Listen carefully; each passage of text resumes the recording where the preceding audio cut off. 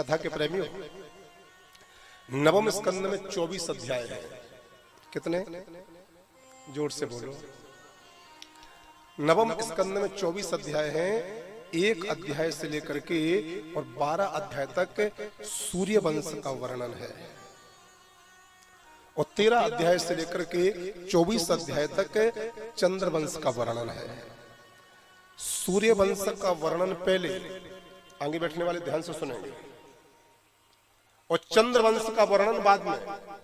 अब सूर्य वंश में और चंद्र वंश में एक अंतर है। सूर्य वंश में भगवान श्री रामचंद्र जी की कथा आई है और चंद्र वंश में भगवान श्री कृष्ण जी के अवतार का वर्णन है। तो भागवत ग्रंथ है भगवान श्री कृष्ण का, लेकिन भगवान कृष्ण के अवतार के पहले सुखदेव स्वामी जी ने राम अवतार का प्रसंग सुनाया है। क्यों? यदि कृष्ण भगवान को जानना है, यदि भगवान कृष्ण को समझना है, तो पहले मर्यादा पुरुषोत्तम भगवान राम को समझना पड़ेगा। बिना राम को जाने, बिना राम को पहचाने, बिना राम को समझे कभी भी कोई भगवान कृष्ण को जान ही नहीं सकता है मेरे प्यारे।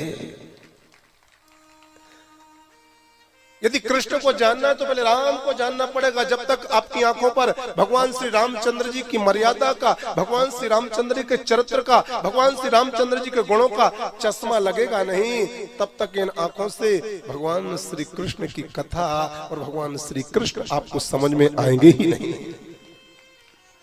साथियों, हमारे वृंदावन के संत कहते हैं कि राम चरित्र परम पवित्र, कृष्ण चरित्र बड़ा विचित्र।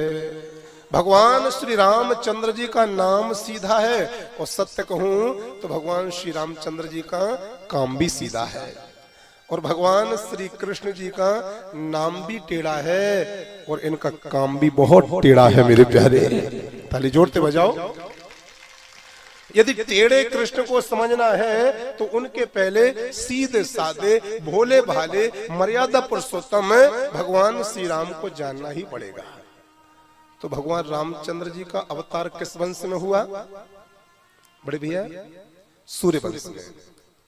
अब राम और कृष्ण कोई अलग अलग है क्या डॉक्टर सुभाष जी? राम कृष्ण तो एक हैं, बिल्कुल अंतर नहीं है।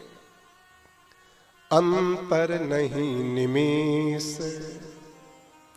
राम कृष्ण दो एक हैं, अंतर नहीं निमेष। उनके नयन गंभीर हैं और इनके चपल विशेष।